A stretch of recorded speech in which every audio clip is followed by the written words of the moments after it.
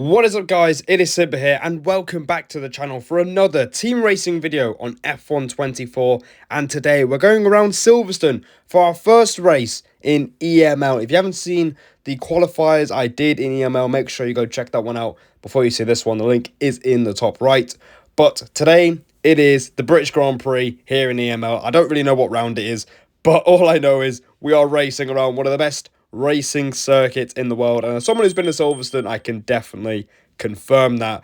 And obviously it's been a while since the last video. I do apologize. My ass is trying to stay alive after university is hurling assignments left and right at me, so we're trying to get through that.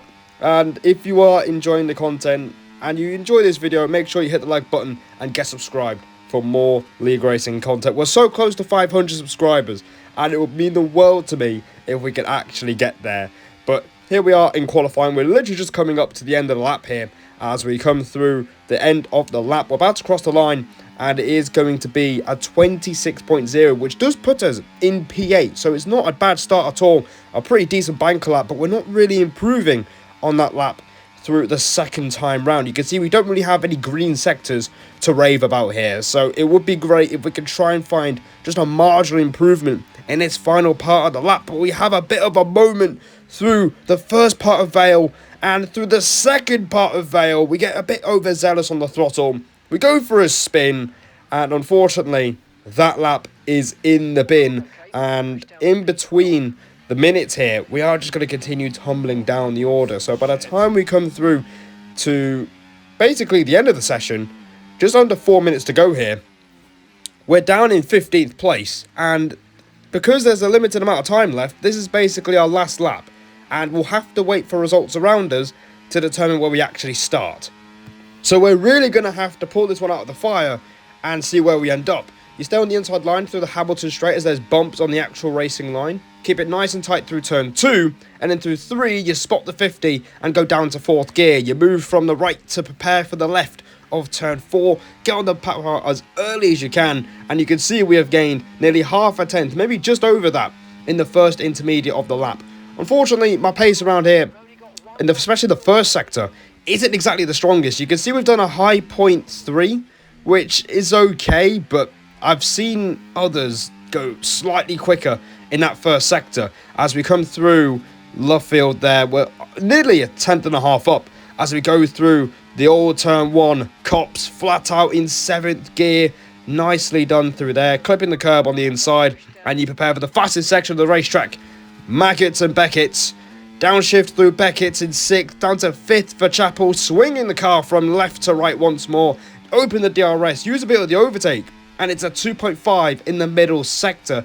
And you can see we're looking pretty decent here. We're looking at a pretty good improvement, maybe a high 7 or a low 8 as we throw the car through Stowe, through Vale, where we don't drift through the corner, and we fix up the traction through the last corner, and it's overtake enabled up to the line, and it's P6 with a 25.807, and that's the third row of the grid for us provisionally. But like I said, we had to wait for results around us, and unfortunately we do get pushed down a little bit to P8, but overall pretty solid. I think my personal best, I can't quite remember what it was, but I remember it was a 0.7, so I think our maximum position would have been maybe P6 or 5. And you can see my teammate Agonized has done a phenomenal job in P3. He was pretty much quicker than me when we were practicing. Only a tenth and a half between us, but it's a 5-place difference. So this grid is very competitive, and he was very happy with his qualifying. He was really gassed about it. So great job from him. We're in a very solid position for the race. And if you've seen any previous videos where we do start 8th on the grid, it feels like a bit of a lucky number, because we always seem to do well when we start 8th on the grid. Not mentioning WR in Brazil. But we're going to go into the race. It is medium soft, the strategy for today, not the usual medium, hard medium on this game, as we're going up ready for 5 red lights here for the home race around Silverstone, our first in EML, and the lights are out and we are underway here at Silverstone. And unfortunately, it is not a great start off the line, and you can see that the Alpine is looking to make a move on us going into the first corner. A McLaren of Finley has a bit of a drift through 3. We're going to try and see if we can take advantage of this on the exit of turn 4. Can we try and get this done? We've got on the grass a little bit, and we're losing the car through the entry to the Wellington Straight. Nick gets past us in the Alpine, and you can see Brent in the Red Bull for FGE. He's on soft tyres. He's looking to make those work as we go 3 wide with the other Alpine of OVR Thomas. He gets his way through, and Brent is still side by side with us going through Brooklands and Luffield, and we end up conceding the place to Brett because I'm not looking to fight anyone on soft tyres. But unfortunately, that means we've not only lost 3 places on the line, we've also got our first warning of the day, and that is really not ideal, and it was pretty frustrating for someone who does well on race starts. Losing out like that isn't great. I was closer to Mark Webber than I was to Fernando Alonso in this opening lap here today, but there is still plenty of time in this race to try and turn things around. You can see now there's Basak in front of us. There's a Haas that goes up the circuit for whatever reason, and I'm not complaining. That's a free position for me and everyone else, and we're up into P10 in this race as we're looking to try and manage the battery. You can see we've used quite a lot. People are not really afraid to use the ERS, especially around here, as it's very easy to recharge on this game unless your management is really bad somehow. So we're in P10. It's nothing too bad about it, and we are still pretty much in this race. It's a big train here, as most races are on F1 24. You know, you've got that big train of cars, you know, all in DRS as everyone is so close to each other. And you can see in between the laps here, Brent has made progress on the softs. He's passed OVR Knock there, and you can see that the Ferrari is looking to pass us as well. He makes contact with us through Stowe, and we have to try and give space on the exit, and in doing so, we get our second warning of the day. And already we're on that proverbial tightrope where if you're not careful, with 2 warnings, you'll get a 3rd one. And especially around here, where people are pretty disciplined with track limits, it's basically game, set and match as you see people pitting behind us. Turbo Tom's out of the race. I remember seeing him in AEC in Zandvoort a couple of weeks ago. As you can see, now we've got Evie Mattis looking to pass us through turns 3 and 4, and we say no. And that's the frustrating thing about a poor start, because when you let 1 or 2 cars go, everyone behind you feels pretty eager to pass you as well. So you're just giving people confidence for absolutely free, while yours is tumbling along with yourself down the order. But it is annoying. I was pretty frustrated at this stage with Brent because he's, you know, I saw him making an ambitious move at Cops on lap 2, which obviously is annoying because he's on softs, but it doesn't mean you have to dive bomb everyone everywhere. As you can see, there's fighting going on in front of us involving Knock and the Ferrari. The Ferrari looking to gain more places, a bit of contact there with the Alpine, and we're looking to stick it round the outside, and we're off the track. No, still alive. It feels worse than pro clubs when you lose out on 50-50s, man. Absolute wank. And once again here at Silverstone, we just can't catch a break, can we? Another collision at the end of Sector 1, and I think on this time, this one is pretty much on me. I think I went for a gap that was simply just closing. And he did apologise, did Knock. He did apologise for it, but, you know, it was unfortunate. And that's why the title is what it is. I hate this contact model with a burning passion. If you've seen my videos across this year with this awful game, you know that I've been losing out a lot of times with this awful contact model, and I really hope that Codemasters fix up for F1 25, otherwise the whole community is in the trenches. As you can see on screen, we take advantage of a mistake from Knock a few laps later on lap 10. We do get past him, and at this point I just had this frustration building in, and I wanted to try and harness that frustration on the track. You can see we've lost the DRS train, and on this game, if you lose DRS, it's curtains, man. It's absolutely curtains. So we're going to have to try really hard to get back into this one. And unfortunately, it's not really getting much easier for us as we make a beautiful transition onto lap 11. You can see the gap was around 2.5 seconds when we initially lost the train. Now it's up to nearly 4 seconds. And, you know, that's the frustrating thing with losing DRS on this game. It really doesn't matter about how good your pace is, because you're going to just drain a lot of time on the DRS straights, probably up to maybe 5-6 tenths, maybe even more, depending on which circuit you race up, especially with long straights. You're basically finished. And I was thinking that, you know, the race is over, but we're only fighting for P10. But Harvey made a suggestion, my engineer, and also the owner of FRT, or co-owner, is making a suggestion that I really don't want to make, but it's something we're going to have to do in order to get back with the train in front, and that's going to have to be boxed really early.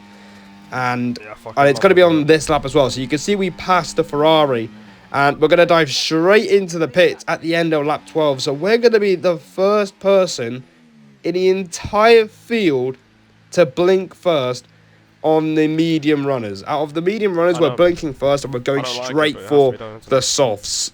And the idea of this is to gain maybe a 1 or even a 2 lap undercut, because the projected lap to pit around here, I believe it's around lap 14 or 15 if you guys were watching F1 Esports race around here, where Danny Bresnay just simply didn't want to win the race against Freddie Rasmussen.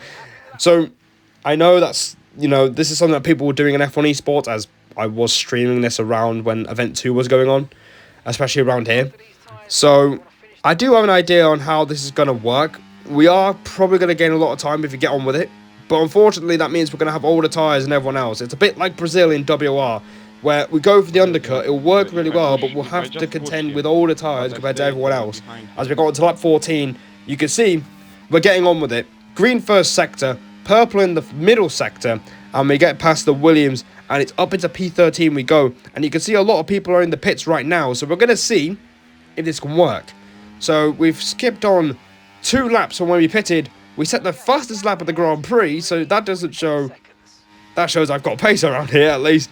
And you can see there are cars just in front of us. And it seems that people have started pitting on lap 14. And unfortunately, we're just going to miss out on DRS by just 0.2 of a second. So even by setting the fastest lap of the Grand Prix, it wasn't quite enough. And you can see these guys already pulling away from us. As again, we're still getting on with it. Still pushing. Refusing to give up here. As again... Purple first sector, our personal best in the middle part of the lap.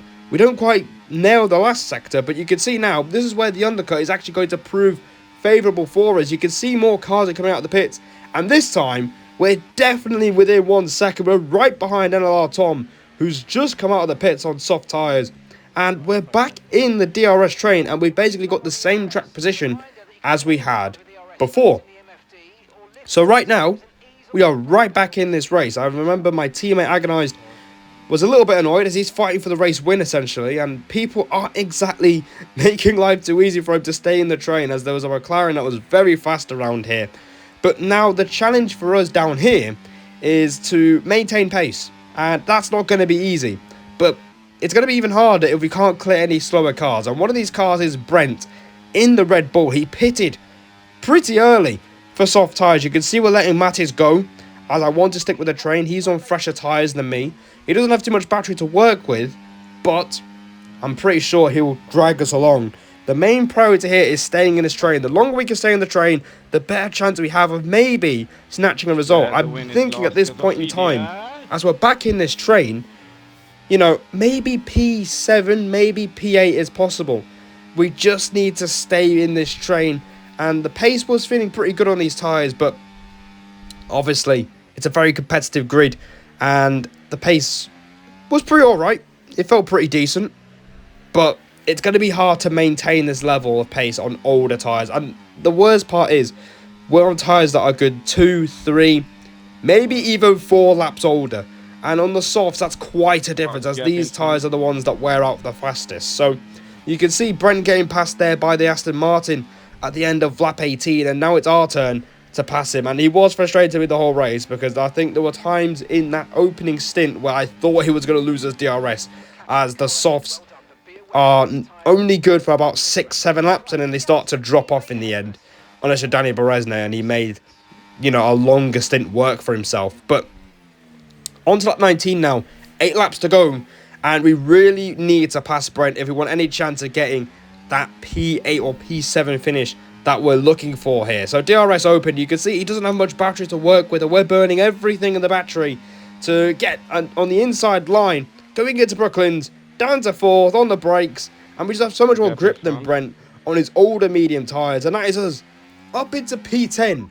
So despite that collision, we're back in the top 10, And we can now look forward to the final 6 laps of the race. But this is where things are going to get a pretty ropey for us. As you can see, coming out of left field, we have a bit of a slide. And you can see we're just hanging on to DRS by a thread. You can see the gap just hovering in that 1 second window. But now you can see now. I've probably just lost. Now you can see now that's not even a proper sentence. But you can see that, you know, we're not in DRS anymore. And that essentially is game, set, and match. That's game over for us with 6 laps to go. I even had a blooming, you know, my TV went on standby. So we all lost a further 2 seconds to the cars in front. And you can see that Finley had a penalty of 3 seconds in front of us. And we're not even going to benefit because we're too far back. And now we're falling into the clutches of Nock and Brent, who's looking to use those medium tyres to good effect. Because I think at this point, the tyres are starting to level out. So Brent had a look at Stowe, couldn't get the job done. Thankfully, we only lose the 1 place to Nock and not 2 to Brent. I really don't want to be behind Brent here. No disrespect to Brent, of course, but he was basically a pain in the arse for the entire race. And that's kind of what happens when you get the start wrong here, guys. You've got to nail the start. It gets you the best way possible for the race ahead. But you can see now, the best we can get is P10. You can see Brent is having another go as we run up to Stowe, as we're looking to try and hold it around the outside. I left the space, he goes off for a spin. I don't know what Brent's doing now. Why did he do it? And that is Brent's race in the mud. He did send me a screenshot of the collision, and it turns out it was his fault. He just missed the apex as he went for the inside line at Stowe. But yeah, it was pretty unlucky. And that's him out of the equation as we move on to the final lap of this race. And the best we can get here is P10. I did say that we lost about 2-3 seconds. It was actually even more than that. It was probably a good 4 or 5 seconds. You can see, I think we are about 6 seconds behind Finley. And it is pretty frustrating. I think P9 could have maybe been achieved without it. But we've still got a chance to get into the top 10 and, you know, maximise the result. Despite everything, most things going wrong in the sense of strategy and, you know, that collision, you know, we can still get something out of it. Agonize has been pretty frustrated throughout the race. I mean, I've been talking over most of the comms in today's race as, yeah, there wasn't too much on my side except me just complaining. So, you know, don't really want you to hear just me complaining for a good 20 minutes. So, we're putting a lot of pressure here on Nock through Maggots, Beckett, and through Chapper. He's gone pretty wide, and that's really messed up his line. And we've saved up the battery to go for it here. We had the temptation to go through it on the Wellington straight, but the patience is going to persist and pay off here as we go round the outside. And by the time we get to Stowe, we take P10, but we know he's going to try and move on the inside into Vale as he does make a bit of contact with us. We have a bit of a slide, but we do manage to fend him off well, and it is going to be P10 here. What a shit race.